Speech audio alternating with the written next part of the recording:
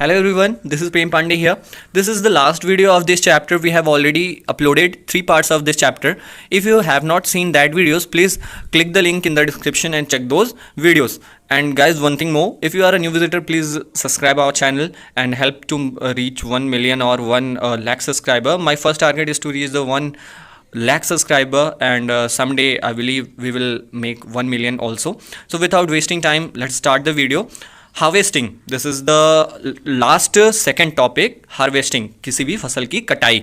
तो harvesting of a crop is an important task. किसी भी फसल की कटाई एक बहुत ही महत्वपूर्ण कार्य होता है फसल के प्रक्रिया में, पूरे फसल उगाने की प्रक्रिया में.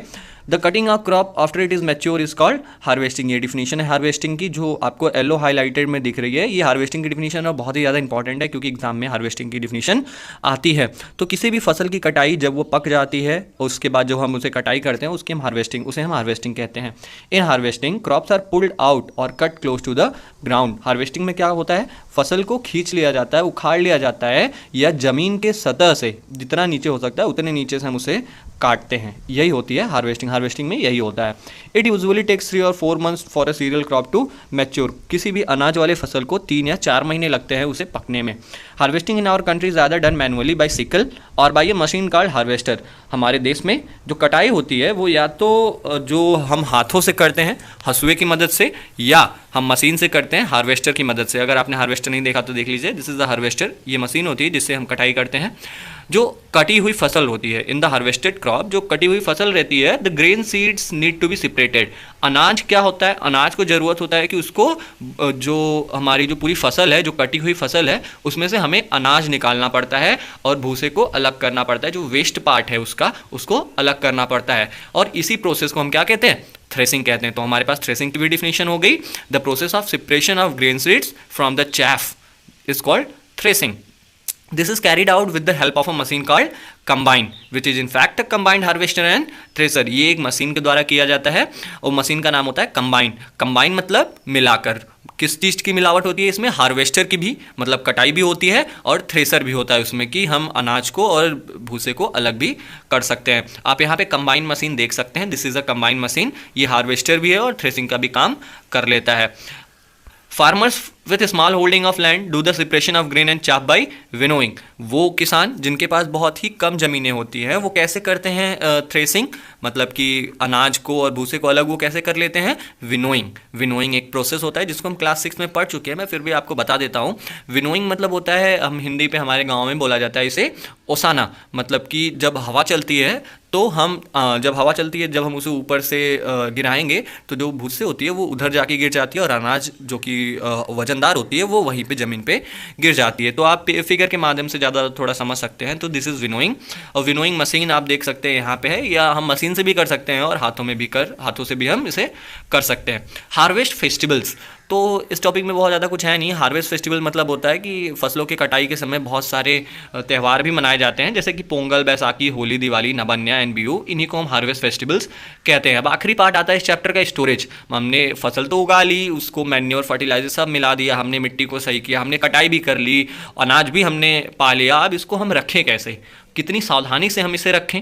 Storage of produce is an important task. किसी फसल को, हमारे जो उत्पादन है उसको संजो कर रखना बहुत ही ज़्यादा महत्वपूर्ण कार्य होता है. If the crop grains are to be kept for longer time, अगर किसी भी अनाज को बहुत लंबे समय तक रखना है, they should be safe from moisture. उन्हें नमी से, इंसेक्ट से, कीड़े मकोड़े से, रैट्स से, चूहों से और छोटे छोटे माइक्रो ऑर्गेनिज्म से बचा के रखना होता है. The fresh crops has most moisture. जो ताज़ा कटी हुई फसल होती है उसमें ज़्यादा नमी होती है. इफ़ फ्रेशली हार्वेस्टेड ग्रेन्स, अगर जो ताज़ा कटी हुई जो अनाज है, आर स्टोर्ड विथआउट ड्राइंग, उन्हें बिना सुखाए हुए अगर हम रख दें, स्टोर करें, दे मे गेट स्पॉइल्ड, वो ख़राब हो सकते हैं, या अटैक्ड बाय ऑर्गेनिजम्स, या उन पे छोटे छोटे माइक्रो ऑर्गेनिजम्स क्या कर सकते हैं, अटैक कर सकते हैं. मतलब उन्हें, उस फसल को ख़राब कर सकते हैं, उस अनाज को ख़राब कर सकते हैं, रखे हुए अनाज को. लॉजिंग देयर जर्मिनेशन कैपेसिटी, और वो ख़राब कर देंगे. इससे क्या होगा, जो वो सीड्स रखे गए हैं उनकी जर्मिनेशन कैपेसिटी, मतलब दोबारा उगने की जो क्षमता है वो खत्म हो जाती है. Hence before storing them the grains are properly dried in the sun. इसलिए ये ज़रूरी है कि किसी भी अनाज को रखने से पहले उसे पहले धूप में सुखा लिया जाए, ताकि उसकी नमी एकदम बिल्कुल पूरी तरीके से निकल जाए. और this prevents the attack by insects, paste, bacteria and fungi. और सुखाने से क्या होता है, ये माइक्रो ऑर्गेनिज्म, बैक्टीरिया, फंगी इस पे अटैक नहीं कर पाते हैं। Farmers store grains in jute bags और मेटेलिक बिन्स। जो फार्मर्स होते हैं वो क्या करते हैं, इन अनाजों को कहाँ रखते हैं, ये देख रहे हैं आप, जूट बैग्स में जो बोरे हैं उनमें रखते हैं, या मेटेलिक बिन्स जो लोहे के बड़े बड़े बीन्स होते हैं, डब्बे होते हैं, उनमें रखे जाते हैं। मेटेलिक बिन्स देख लीजिए आप क्या होता है। However large scale storage of grains is done in silos और ग्रैनरीज।